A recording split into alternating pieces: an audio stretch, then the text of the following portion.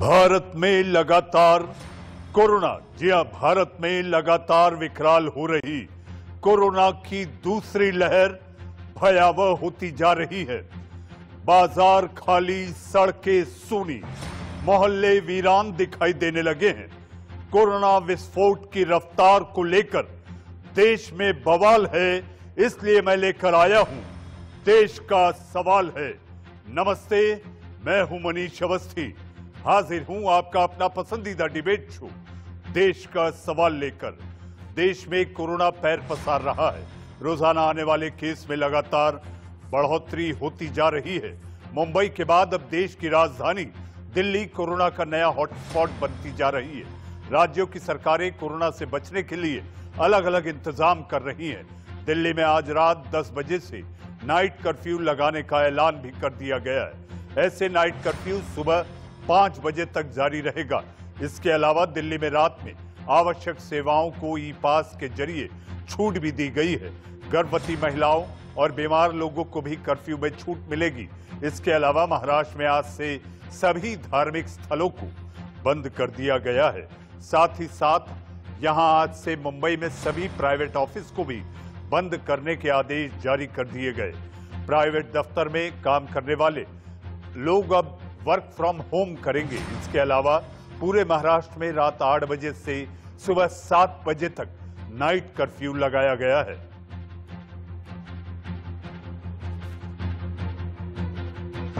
दिल्ली में बढ़ते कोरोना को लेते हुए दिल्ली सरकार का बड़ा फैसला, दिल्ली में नाइट कर्फ्यू लगा दिया गया है। और ये नाइट कर्फ्यू रात 10 बजे से लेकर सुबह 5 बजे तक रहेगा। 25 दिन के लिए ये नाइट कर्फ्यू लगाया गया है। वजह साफ है कि दिल्ली में केसेस लगातार बढ़ रहे थे। आप देखेंगे किस तरीके से लोग मास्क हटाकर घूमते हुए आपको नजर आ जाएंगे और कैमरा देखकर मास्क लगाते हुए लोग नजर आ जाएंगे। यही वजह है कि दिल्ली में नाइट कर्फ्यू सरकार ने लगा दिया है। लोगों की लापरवाही को देखते हुए ये नाइट कर्फ्यू लगाया गया है। 25 दिन के लिए ये नाइट कर्फ्यू रहेगा। रात को 10 बजे से सुबह 5 बजे तक लगाया गया है, क्योंकि नाइट कर्फ्यू लगा दिया गया है। चौथी वेव को देखते हुए दिल्ली में जो केसेस थे वो 4000 के आसपास केसेस थे पर डे। इससे भी ज्यादा केसेस हुए। और अगर मैं 24 घंटों की बात करूं तो पिछले 24 घंटों में 3500 नए मामले सामने आए, 15 लोगों की मौत हुई। ये आप देखेंगे, सोशल डिस्टेंसिंग आपको यहाँ कहीं नजर नहीं आएगी। बहुत सारे लोग ऐसे आपको मिलेंगे जो मास्क नहीं लगा रहे हैं। यही वजह है कि कोरोना लगातार दिल्ली में अपने पांव पसार रहा है।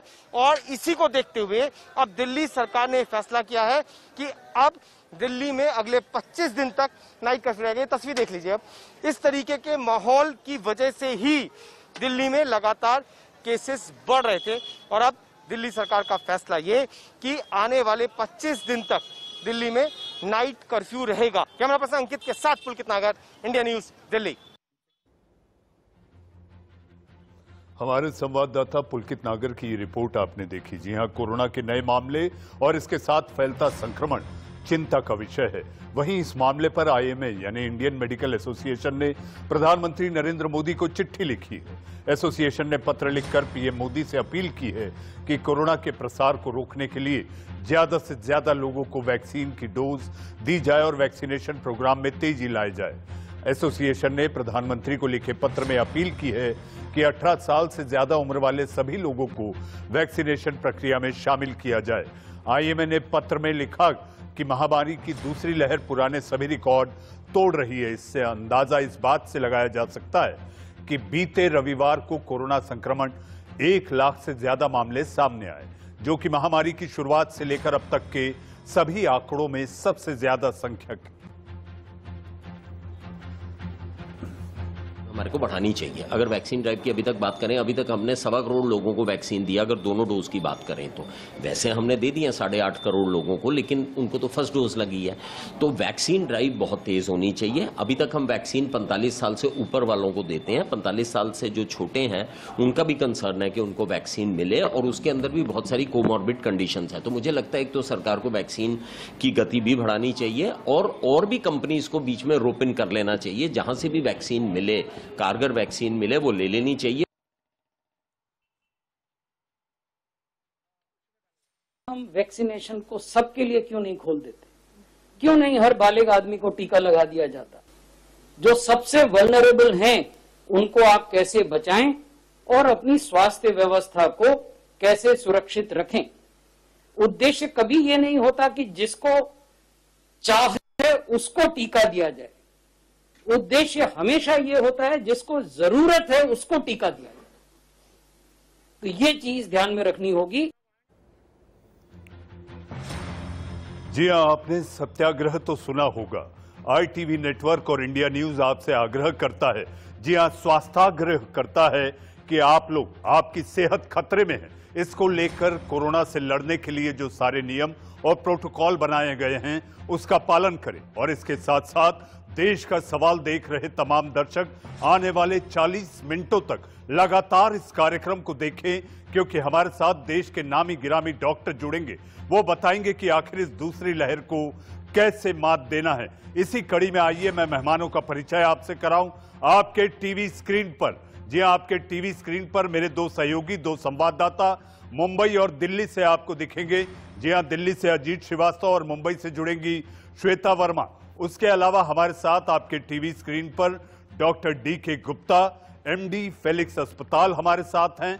हमारे साथ हैं डॉक्टर अजय कुमार, हमारे साथ हैं डॉक्टर MC मिश्रा। जी हां, डॉक्टर MC मिश्रा, आप पूर्व निदेशक हैं एम्स के, और हमारे साथ हमारी सहयोगी संवाददाता श्वेता वर्मा मुंबई से हैं। सबसे पहले मैं मुंबई चलता हूं। श्वेता, आपके पास। श्वेता, मुंबई की सड़कें, बाजार खाली, सड़कें सूनी, मोहल्ले वीरान नजर आने लगे हैं। जी मनीष, देखिए कोविड को लेकर नए गाइडलाइंस तो जरूर जारी कर दिए गए हैं, लेकिन अब भी लोग लापरवाही बरतते नजर आ रहे हैं। आप ठीक तस्वीरों में देख सकते हैं। इनफैक्ट आप पीछे देखिए किस तरीके से अभी भी दुकानें खुली हैं और आपको सड़कें बेजार नजर आने के बजाय आपको यहाँ पर नजर आएगा कि लोग किस तरीके से अभी भी इनकी आवाजाही बढ़ी हुई है। अभी भी यहाँ पे सड़कें खुली है, दुकानें खुली हैं। आपको तस्वीरों के माध्यम से समझाना चाहेंगे किस तरीके से नए गाइडलाइंस देने के बावजूद भी अभी भी ये सारी दुकानें खुली हुई हैं।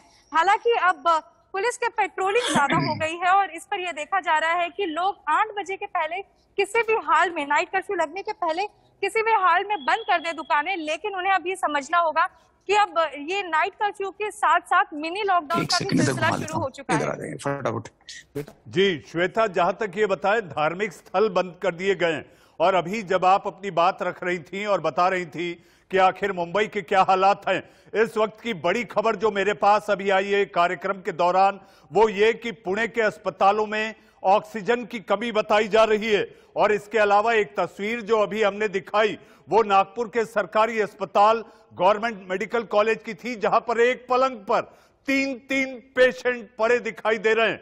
नागपुर में वेंटिलेटर की कमी, ऑक्सीजन का ना होना और ऑक्सीजन का एक मास्क निकालकर दूसरे पेशेंट को देना, यह क्या बताता है सरकार की तैयारी?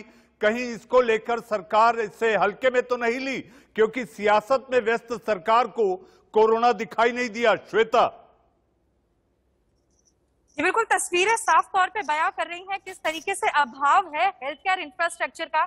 ना केवल पुणे की बात करें, हमने देखा जिस तरीके से औरंगाबाद और कई अलग अलग डिस्ट्रिक्ट से मनीष जी जैसी तस्वीरें सामने आ रही हैं, ये भयावह तस्वीरें हैं।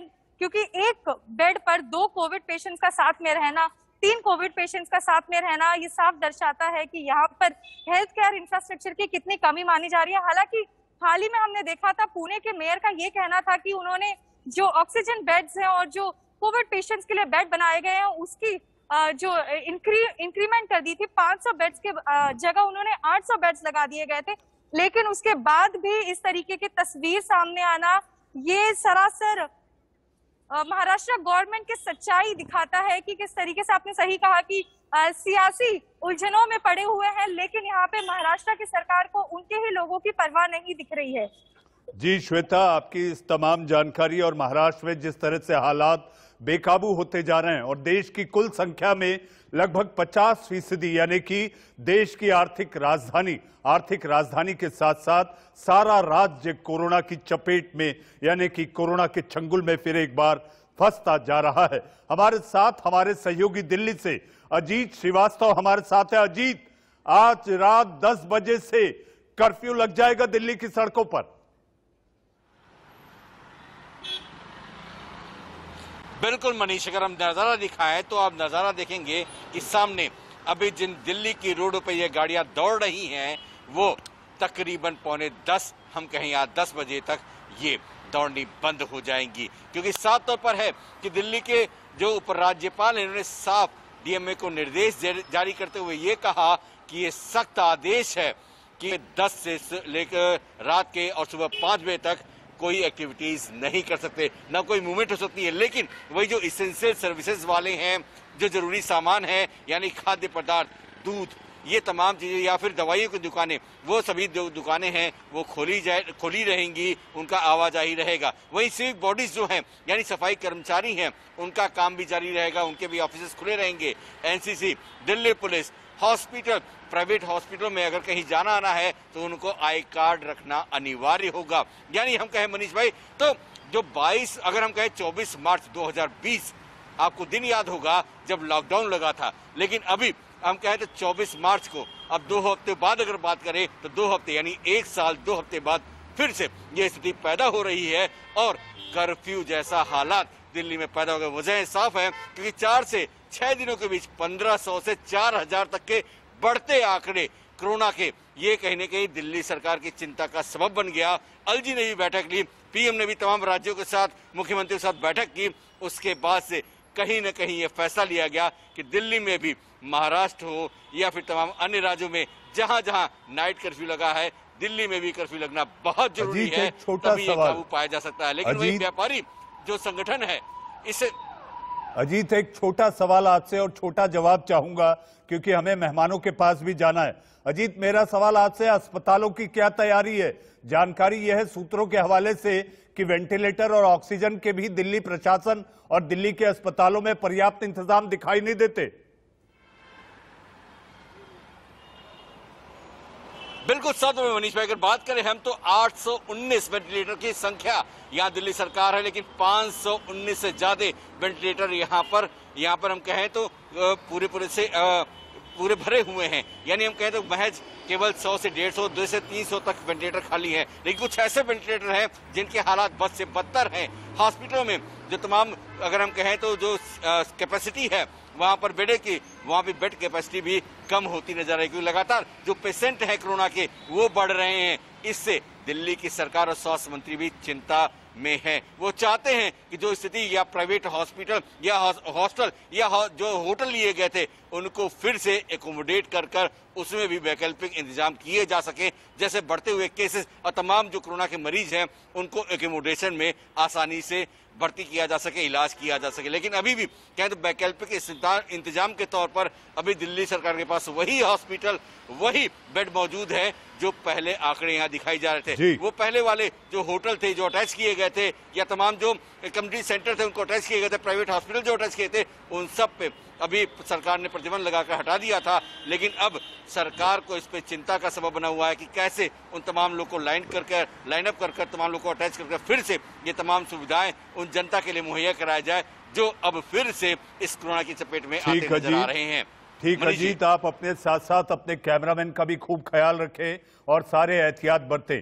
आपने दिल्ली से जुड़ी तमाम जानकारी, कोरोना को लेकर सरकार की तैयारी, ये सारी बातें आपने की, आपका बहुत बहुत धन्यवाद। हमारे साथ 3 मेहमान, जी हाँ 3 डॉक्टर जो कि अपने एरिया, अपने अपने इलाके में, अपने अपने क्षेत्र में उनकी अपनी महारत है। ऐसे हमारे साथ doctor DK Gupta MD Felix अस्पताल। डॉक्टर गुप्ता, हालात इतने बेकाबू के साथ रोज नए मामले कोरोना के और उसके साथ फैलता संक्रमण, चिंता का विषय। हम ये चाहेंगे कि इस समय आपकी जानकारी लाखों करोड़ों दर्शक जो इस समय देश का सवाल देख रहे हैं उनके लिए बहुत जानकारी महत्वपूर्ण साबित हो सकती है। डॉक्टर गुप्ता, देखिए, जो ये कोरोना की दूसरी लहर आई है ये कहीं ना कहीं हम लोगों की जनित लहर है, हम लोगों की वजह से हुई है।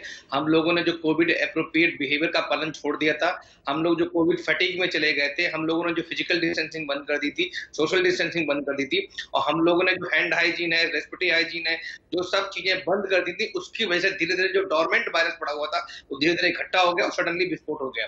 और कहीं ना कहीं इसमें कुछ राज्य सरकार है स्पेसिफिकली जहां पे बम ब्लास्ट हो रखा कोरोना का, वो रिस्पॉन्सिबल है, उन्होंने सही से कोविड एप्रोप्रिएट बिहेवियर का इम्प्लीमेंटेशन नहीं करा। खास करके जो महाराष्ट्र है, पंजाब है, ऐसी सरकारें जहां पे जो लॉ एंड ऑर्डर है वो कहीं ना कहीं जो कोविड एप्रोप्रिएट बिहेवियर के बारे में था उसको सही से इम्प्लीमेंट नहीं किया। बहुत सारे ऐसे अभी बहुत सारे प्रदेश है जिनका मैं नाम नहीं लूंगा, आप सबको पता है, वहां पे अच्छे से पालन हो रहा है और वहां पे अभी भी कोरोना कंट्रोल में है। तो ये हम सबको देखना चाहिए था इस पे कैसे लगाम लगाएं। दूसरी बात रही, अभी जो तरीका है प्रिवेंशन का, इसमें दो कर सकते हैं, प्रिकॉशन, दूसरा प्रिवेंशन। प्रिकॉशन ये है कि हम सबको दोबारा कोविड एप्रोप्रिएट बिहेवियर का पालन करना चाहिए, अदरवाइज ये लहर बढ़ती जाएगी और पूरे देश को चपेट में लेगी। प्रिवेंशन हम कर सकते हैं वैक्सीनेशन की प्रक्रिया को तेज करके। हमने अभी तक सिर्फ 1% लोगों को 2 डोज दी है, मतलब सिर्फ अभी तक पूरे इतने बड़े देश में 135 करोड़ की आबादी में सिर्फ 1 करोड़ लोग जो है, लगभग 1% लोग हैं वो ही इम्यूनाइज्ड हैं, वो ही वैक्सीनेटेड हैं। लगभग 5 करोड़ ऐसे लोग हैं जिनको सिर्फ सिंगल डोज दी है। तो इसलिए वैक्सीनेशन की प्रक्रिया को 24 घंटे 24/7 चालू करना चाहिए, आउटरीच प्रोग्राम चालू करना चाहिए, वैक्सीनेशन कैंप करने चाहिए सोसाइटीज में, कॉर्पोरेट में, कंपनीज में, स्कूल्स में, सो दैट प्रक्रिया को तेज कर सके और जल्द से जल्द 60-70% आबादी को हम इम्यूनाइज कर सकें। जी डॉक्टर गुप्ता, सरकार को चाहिए डॉक्टर गुप्ता, इस महामारी से निपटने के लिए हर व्यक्ति का इन्वॉल्वमेंट जरूरी है, यानी कि जो पालन करने कहा गया है उसमें कमजोरी बरती गई, उसमें कहीं कोताही थी, इसलिए यह नौबत आई। डॉक्टर गुप्ता, आपके मुताबिक हमारे साथ डॉक्टर अजय कुमार हैं। डॉक्टर अजय कुमार, इस समय आपसे जानना चाहेंगे कि लापरवाही पड़ गई भारी। जी हेलो जी डॉक्टर अजय कुमार, आप अपनी बात रखें। हाँ, लापरवाही तो भारी पड़ी गई है, पड़ रही है। ये जो बातें डॉक्टर साहब ने कही, डॉक्टर गुप्ता ने, वो बिल्कुल सही है कि ये इसके लिए हम आप सब लोग जिम्मेवार हैं कि हमने जो कोरोना एप्रोप्रिएट बिहेवियर को फॉलो नहीं किया, मास्क लगाना, सोशल डिस्टेंसिंग करना। पिछले 2 महीने से हम यही सुन रहे थे जी कोरोना तो हिंदुस्तान से चला गया। हमें ऐसे भी कुछ लोग मिले जो कहते हैं जी वैक्सीन की अब क्या ज़रूरत है, जब कोरोना है ही नहीं तो क्यों लगवाएं। और कितना ही हमारी अपनी मेडिकल कम्युनिटी में प्रचार हुआ कि आप वैक्सीनेशन नहीं करवाएं, जो बिल्कुल गलत बात है। मेरे अपना मत से लोग उसके में मतभेद रख सकते हैं, पर मेरा ख्याल है फिर अभी भी कुछ नहीं खोया गया, क्योंकि अभी भी जो ये डिजीज़ है इन्फेक्शियस ज़्यादा है पर डिजीज़ की सीवियरिटी कम है, मोर्टेलिटी कम है। तो अभी भी हम अपना स्ट्रिक्ट उसी बिहेवियर पर, that is mask, social distancing और स्टेरिलाइजेशन, क्लीनिंग, ये सरफेस क्लीनिंग, ये तीनों चीज़ों को स्ट्रिक्टली फॉलो करें। और इसके लिए हमें सरकार के ऊपर निर्भर नहीं रह सकते। ये सरकार ये काम नहीं कर सकती। सरकार आपसे बता रही है वैक्सीन लगवाओ तो वैक्सीन नहीं लगवाते। अब ये हमारे अपने ऊपर है, समाज के ऊपर है, और लोगों को आकर अपील करना चाहिए और इसको स्ट्रिक्टली फॉलो करना चाहिए। और इसकी शुरुआत अपने घर से पहले होनी है, तभी आप बाकी लोगों को फॉलो करेंगे। जी डॉक्टर अजय कुमार, डॉक्टर अजय, आपने एक बात कही कि इसकी शुरुआत घर से होनी चाहिए, चैरिटी बिगिंस एट होम। जी हाँ, वक्त है एक छोटे से ब्रेक का। हमारे साथ आयुर्वेदाचार्य डॉक्टर राम गोपाल दीक्षित भी हैं, जो कि आयुष मंत्रालय के सलाहकार हैं। उनके पास जाएंगे और जानेंगे कि आखिर कोरोना से लड़ने के लिए और ऐसे कौन से उपाय हैं जो कि इस लहर को मात दे सकता है। वक्त है एक छोटे से ब्रेक का।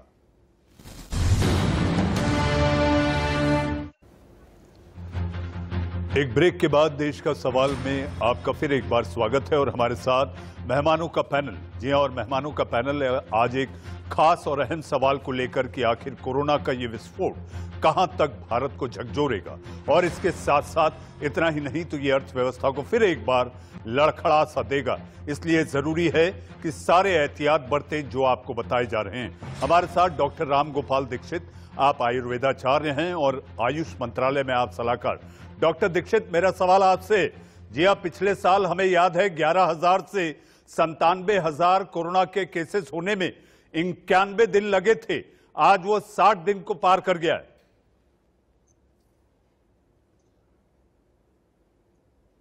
जी, ऐसा है कि इस समय पर ये जो पेंडेमिक है और दोबारा से जिस प्रकार से वापस आया है, ये बहुत ही चिंता का विषय है। और क्यों पार कर गया है, उसमें एक बहुत बड़ा कारण यह है कि लापरवाही की बहुत बड़ी हद है। कॉमन मैन ऐसा लग रहा है जैसे कोरोना से उसको डर ही नहीं है, पुलिस के डर से बेशक कहीं मास्क पहने, अदरवाइज तो मास्क नहीं पहनता। इतनी लापरवाही का कारण एक ये हो सकता है क्योंकि डेथ रेट कम है, कॉमन बीमारियों में जिस प्रकार से डेथ होता है डेथ रेट उससे कम है, नंबर एक। नंबर दो, सख्ती कम है, जितनी सख्ती होनी चाहिए, जिस प्रकार से यूपी में सख्ती हुई और उसके कारण से लोगों ने उसको जो नियम थे उनका पालन करना शुरू किया, तो सख्ती बहुत जरूरी है। अवेयरनेस के साथ साथ सख्ती बहुत जरूरी है। और क्योंकि जिस प्रकार का ये फैल रहा है, दोबारा से लॉकडाउन की स्थिति न आ जाए, चाहे लॉकडाउन की स्थिति इसलिए नहीं आएगी क्योंकि पहले हमारे पास तैयारी नहीं थी प्रिकॉशंस की, माने केवल हम सावधानी रख सकते थे, ना वैक्सीन थी और ना ही हमारे पास टेस्टिंग का इतना बड़ा इंफ्रास्ट्रक्चर था। अब वो सारा है, फिर भी यहां पर कुछ चीजों के लिए बहुत जरूरी है, अन्यथा बहुत भयंकर परिणाम हो सकते हैं। नंबर एक, वैक्सीनेशन बहुत ज्यादा स्पीड से करना चाहिए। जिस तरह से दिल्ली में भी अभी तो 24 घंटे के लिए कर दिया, लेकिन अधिक ज्यादा सेंटर खोलने चाहिए और लोगों को अवेयरनेस का परसेंट और बढ़ाना चाहिए। और इवन कुछ लोगों को तो जरूर निश्चित करना चाहिए, इन्होंने लेना ही है, नंबर वन। नंबर टू, जिस प्रकार से अभी भी विद्यालयों के अंदर मूवमेंट है टीचर्स की और बाकी लोगों की, वो इस समय तुरंत रोकनी चाहिए। नंबर तीन, खाने पीने की चीजों के लिए बहुत बड़ी सावधानी की आवश्यकता है।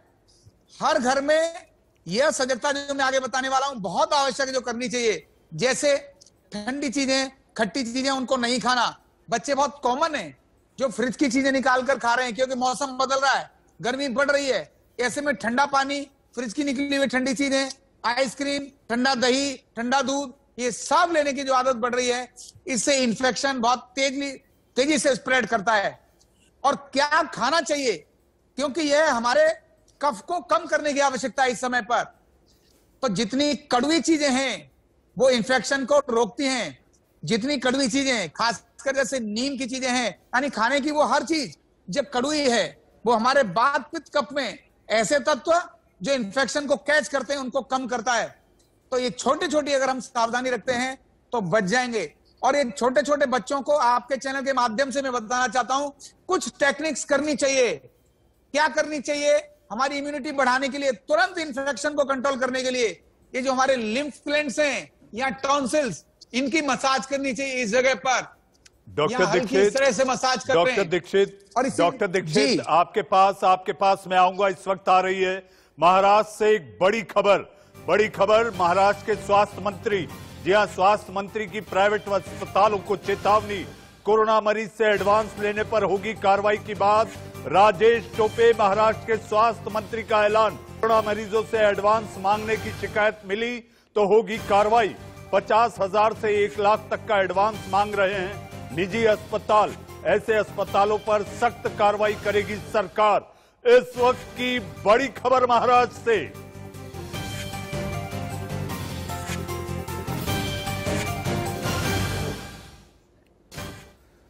डॉक्टर अजय कुमार, इस वक्त की बड़ी खबर आपने सुनी, महाराष्ट्र सरकार का ऐलान, निजी अस्पताल जो लगातार पेशेंट्स जब जाते हैं तो सबसे पहले एडवांस डिपॉजिट कराने की जो जिद पर अड़ जाते हैं, ऐसी सूरत में अगर ऐसा किया गया, ये महामारी का काल है, तो एफआईआर दर्ज होगी। जी हां, कानून अपना काम करेगा। डॉक्टर अजय कुमार, पहली प्रतिक्रिया। देखिए, इस तरह के orders more of publicity oriented रहते हैं। आप मुझे एक सीधी सी बात बताइएगा कि ये ठीक है कि जब पैंडेमिक हो, जब कुछ हो, तो सब तरह की कार्रवाई कर सकते हैं, पर एट द सेम टाइम हमारे पास 1 साल है। अगर गवर्नमेंट प्राइवेट हॉस्पिटल्स को ये इंस्ट्रक्शन देते हैं तो वो क्यों नहीं गवर्नमेंट हॉस्पिटल्स की सुविधा को बढ़ा सके 1 साल में? क्योंकि अपना फेलियर है। आपके अभी गवर्नमेंट हॉस्पिटल में कोई मरीज जा नहीं रहा, प्राइवेट हॉस्पिटल में बेड नहीं मिलता, और आप उनको कहते हैं कि उनका भी वो कहेंगे एडवांस नहीं लेंगे या पेमेंट का झगड़ा होगा, तो उसको भी आप फैसिलिटी को बंद करवाएंगे। अभी मेरा एक सामान्य नागरिक के नाते कॉमन सेंस बेस्ड ये आंसर है, एकदम प्रतिक्रिया आपने मांगी है। तो मेरे हिसाब से ये कोई लोगों को एक प्रभाव देने के लिए, पब्लिसिटी देने के लिए तो ठीक है, पर अपने अंदर झांक कर देखें कि हमने सरकारी फैसिलिटीज में कितना इम्प्रूव किया है, वो वहां पर मरीज क्यों नहीं जा रहा, आप उसको देखिए, उसके ऊपर ध्यान दीजिएगा। वहां भी यही, वहां के हालात और बुरे हैं। डॉक्टर अजय कुमार, आपने देखा होगा, अगर आप सामने आपके टीवी सेट है तो आपने देखा होगा, हमने अपने ही कार्यक्रम में दिखाया कि नागपुर के सरकारी अस्पताल यानी कि गवर्नमेंट मेडिकल कॉलेज, जो कि सेंट्रल इंडिया का सबसे बड़ा अस्पताल है, वहां पर एक पलंग पर 2-2, 3-3 कोविड के मरीजों को रखा जा रहा है। ऑक्सीजन अगर देना पड़ रहा है तो एक मास्क निकालकर दूसरे को और दूसरे का तीसरे को। वेंटिलेटर है नहीं। तो जिस बुनियादी सुविधाओं की आप बात कर रहे हैं, मुझे ऐसा लगता है कि सरकार को खुद आईना देखना चाहिए था। यही बात, बिल्कुल आप स्पष्ट यही बात मैं कह रहा था कि सरकार को अपना सुविधा को बढ़ाएं, अपना वो करें। ये आपने तो ये उदाहरण दिया जहां ओवर क्राउडिंग है। मैं ये उदाहरण दे रहा हूं कि यहाँ दिल्ली के सरकारी अस्पताल में मरीज जाना नहीं चाहता है, खाली पड़े हैं। अब जब वो कंपल्शन होंगे, मजबूरी में जाएंगे, तब वहां जाएंगे तो उसका कारण देखना चाहिए। जी, डॉक्टर अजय कुमार हमारे साथ, डॉक्टर डीके गुप्ता भी हैं। डॉक्टर डीके गुप्ता, सभी का एक मत राय ये आ रही है कि वैक्सीनेशन का जो कार्यक्रम है, लोगों की लापरवाही तो है ही, उसके साथ जो वैक्सीनेशन का धीमा कार्यक्रम यानी कि टीकाकरण का जो कार्यक्रम था वो धीमी रफ्तार का था, इसलिए शायद इन आंकड़ों में लगातार इजाफा होता जा रहा है। डॉक्टर डीके गुप्ता जी, एक तो मैं पहले वाली बात पे कुछ जोड़ना चाहूंगा। इस समय बहुत सारे प्राइवेट हॉस्पिटल ऐसे हैं जो आपदा को अवसर में तब्दील कर रहे हैं और शायद उसकी वजह से दिक्कतें आ रही, उसकी वजह से सरकार को नियम लगाने पड़ रहे हैं। तो सरकार को चाहिए कि पूरे अक्रॉस भारत में प्राइवेट हॉस्पिटल्स में कोविड ट्रीटमेंट के सारे रेट फिक्स कर दिए जाए, चाहे वो बेड रेट हो, ऑक्सीजन रेट हो, रेमडेसिविर का रेट हो, सो दैट ये जो धांधली है या इस तरह की जो इमेज खराब हो रही है हॉस्पिटल की, वो ना हो।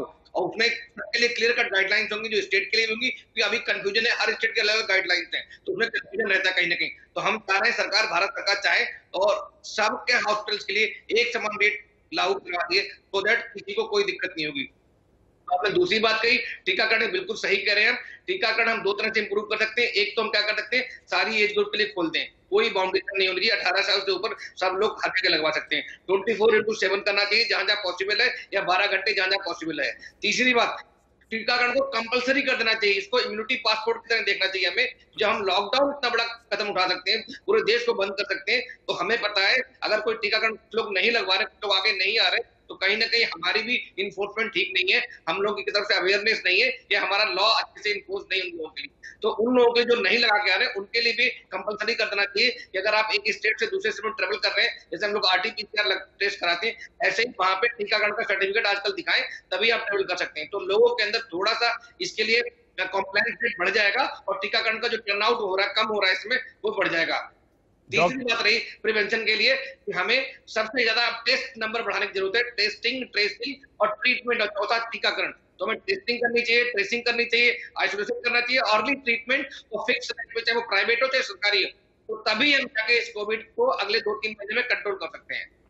जी, डॉक्टर गुप्ता, मैं आपसे एक और बात जानना चाहूंगा। इस तरह से धारा 144, नाइट कर्फ्यू, लेकिन भीड़ तो दिन में होती है। आपको लगता है कि इस तरह के उपाय या इस तरह के कदम, आपको लगता है इन आंकड़ों पर काबू कर पाएंगे? नहीं, इनसे बहुत ज्यादा फर्क नहीं पड़ना, ये तो समुद्र में पानी के बूंद डालने जैसा है। तो इस समय हमें चाहिए, जो हमने पहले गाइडलाइंस बनाई थी, जो धारा 144 रात में दिन में भी होनी चाहिए, और जो जो धर्म स्थल हैं, जो जो ऐसे मार्केट प्लेस हैं जहाँ पे अननेसेसरी चीजें भीड़ हो, वहां पे नहीं, जो पब्स हैं, रेस्टोरेंट है, जहाँ पे जरूरत नहीं है भीड़ लगाने की, जहाँ पे चल सकता है वहां पे हमें इन सब चीजों को बैन लगाना, दिन में भी बैन लगाना चाहिए। खास करके धारा 144 तो दिन में भी लगानी चाहिए, और रात में भी हर जगह जहां जहां अननेसेसरी थिंग्स हो रही है, जहां जहां नॉन एसेंशियल थिंग्स हो रही हैं, जो एसेंशियल थिंग्स है, जहां पर अभी आप देख रहे हैं दिल्ली का ही पॉजिटिव रेट 5% हो गया, तो ऐसे ही सडनली हर जगह बढ़ता जाएगा अगर हमने कंट्रोल नहीं किया। तो इसलिए हमें जो भी कोविड एप्रोप्रिएट बिहेवियर है, बहुत जगह अब लगा धारा 144 नहीं भी लगी है, लोग कम लोग हैं तो भी मास्क नहीं पहन रहे हैं, कोई फिजिकल डिस्टेंसिंग नहीं कर रहा है, कोई भी हैंड हाइजीन नहीं कर रहा है, सैनिटाइजर नहीं कर रहा, हॉस्पिटल के अंदर लोग आते हैं वो हैंड वॉश नहीं करना चाहते हैं। तो कहीं ना कहीं हमारी तरफ से जो एनफोर्समेंट होना चाहिए लॉ का, जो कोविड एप्रोप्रिएट बिहेवियर का इम्प्लीमेंटेशन जो सख्ती होनी चाहिए,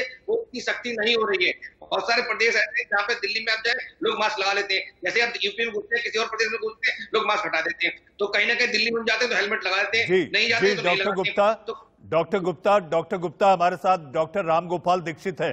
दीक्षित साहब, मुझे ऐसा लगता है कोरोना का पता है, कोरोना ये जानता है कि चुनावी राज्यों में नहीं जाना है, ये एक अपने आप में अलग बहस है कि आखिर जहां पर लाखों की भीड़ जुट रही है, चुनावी राज्यों में जो आंकड़े हैं उन आंकड़ों को लेकर हमेशा चर्चा होती है। आप क्या कहेंगे इस वक्त, क्या कोरोना जानता है कि चुनावी राज्यों में नहीं जाना है? वैसे बहुत जबरदस्त आपने बात बोली है, लेकिन क्योंकि इसका संबंध इस समय म्यूटेशन के साथ है और जिस प्रकार से इसने अपना रूप चेंज किया है, जो ऐसे राज्य जिनका संबंध अपने महाराष्ट्र से, बंबई से डायरेक्ट कनेक्ट है, वहां पर अधिक बढ़ रहा है। इसीलिए दिल्ली, क्योंकि यहाँ फ्लाइट अधिक आती हैं, यहाँ पर वहां का ट्रांसपोर्टेशन का पार्ट अधिक है और जो भी फ्लाइट जा रही हैं कहीं भी, वो यहाँ दिल्ली होकर जाती हैं। इसीलिए दिल्ली की रफ्तार महाराष्ट्र के बाद दूसरे तीसरे नंबर पर आ रही है। आपने जो बात बोली कि वहां जो इलेक्शन वाला पार्ट है, वास्तव में लोग टेस्टिंग नहीं कराते हैं। ऐसा नहीं है कि वहां पर कोरोना नहीं है, कोरोना वहां भी है, पर वहां टेस्टिंग कम है। टेस्टिंग कम होने के कारण से पता कम चल रहा है, और पता कम चल रहा है तो फिर तो जो मर्जी करते रहो। और यहाँ हमारे देश की बहुत बड़ी गड़बड़ी भी है कि राजनीति जहां होती है वहां सब चीजें पीछे रह जाती हैं। राजनीति सबसे आगे होती है, राजनीति के लिए सब कुछ जायज है। राजनेता के लिए वो कितनी बड़ी भीड़ कर सकता है, गले मिल सकता है, होली मना सकता है, दिवाली मना सकता है, उसके लिए कोई प्रतिबंध नहीं है। इसीलिए सारे देश के अंदर प्रतिबंध लगाए जा रहे हैं। क्यों नहीं उन पार्टियों पर प्रतिबंध लगाना चाहिए जो इतनी बड़ी बड़ी भीड़ इकट्ठी करने के बाद और आयोजन कर रही हैं? डॉक्टर दीक्षित, आपने अपने पहले वक्तव्य में कहा था कि कोरोना से बचना है तो कड़वी चीजें खानी चाहिए। अब आपके जो बोल हैं वो कड़वे हैं, जो सियासत वालों को शायद पसंद ना आए। डॉक्टर अजय कुमार, आखिरी सवाल देश के सवाल में आपसे है। जी हां, जिस तरह से डॉक्टर दीक्षित और डॉक्टर गुप्ता का कहना है, ट्रेसिंग, टेस्टिंग और ट्रीटमेंट, ये तीनों टीमें कहीं सरकारें कमजोर साबित हो रही हैं। देखिए, टेस्टिंग तो मेरा ख्याल है बहुत ज़्यादा हाई नंबर पर सरकार की, इंडिया की कैपेसिटी बढ़ गई है, और टेस्टिंग में मेरे ख्याल से कोई कमी नहीं है। जहाँ तक है ट्रीटिंग का भी तो है ही है। आइसोलेशन करने में डेफिनेटली कोई गाइडलाइंस में गड़बड़ है, कोई लूज एंड्स है। पर सबसे इम्पॉर्टेंट है सोशल अवेयरनेस, जो हमें अपने सेल्फ बिहेवियर को चेंज करना है, वो उसी के ऊपर ज़्यादा जोर देना पड़ेगा। जो एक दूसरे को क्रिटिसाइज कर काम नहीं चलेगा। वैक्सीनेशन ये ठीक है, सब लोग बहुत सी बातें करते हैं। जब पहले सिर्फ हेल्थ केयर वर्कर थी तो कहते जी बाकियों को क्यों नहीं, जब 65 से ऊपर थी तो कहते जी नीचे वालों को क्यों नहीं, जब 45 से ऊपर हुई तो नीचे बच्चों को क्यों नहीं। और फैक्ट ये है कि दिल्ली में 200 से ज़्यादा सेंटर हैं वैक्सीनेशन के, और वो भी अपनी पूरी कैपेसिटी से 45 तक खोलने के अभी 4 दिन हुए हैं, अभी भी वो पूरा कैपेसिटी से फुल नहीं है। सो ज़्यादा ज़रूरत है लोगों को मोटिवेट करने की, ना कि हम ये कहते जाएं कि जी ये करो। अपने क्रिटिसाइज तो हम सब लोग, जब भी कोई पॉइंट मिलता है क्रिटिसाइज करने के लिए तो हम सब तैयार हैं, पर प्लीज उसको लोगों को मोटिवेट करने का काम है समाज के जो बड़े चौधरी हैं। जी, डॉक्टर अजय कुमार, मोटिवेट करना, मनोबल बढ़ाना, और इसके साथ साथ जिंदगी जीने का ये जज्बा फिर उभर आएगा, वक्त ही तो है, गुजर जाएगा। जी, हमारे साथ डॉक्टर अजय कुमार, डॉक्टर रामगोपाल दीक्षित और डॉक्टर DK गुप्ता, आप लोग देश के सवाल के कार्यक्रम में आकर तमाम जानकारियां दी, आपका बहुत बहुत धन्यवाद। लेकिन जाते जाते मैं एक बात कहना चाहूंगा। जी हाँ, खतरे में है जिंदगानी, लापरवाह हिंदुस्तानी। कोरोना वक्त की एक ऐसी चोट है जो आपके सपने हर लेती है। इसलिए जरूरी है, इंडिया न्यूज की इस मुहिम में आपको हम ये बताना चाहते हैं कि आप पहले वैक्सीन लगवाएं, लगातार हाथ धोते रहें, इसके साथ साथ सामाजिक दूरी बनाए रखें और मास्क लगाना ना भूलें, दवाई भी, कड़ाई भी। इस समय देश का सवाल में आज के लिए बस इतना ही। अब वक्त है एक छोटे से ब्रेक का।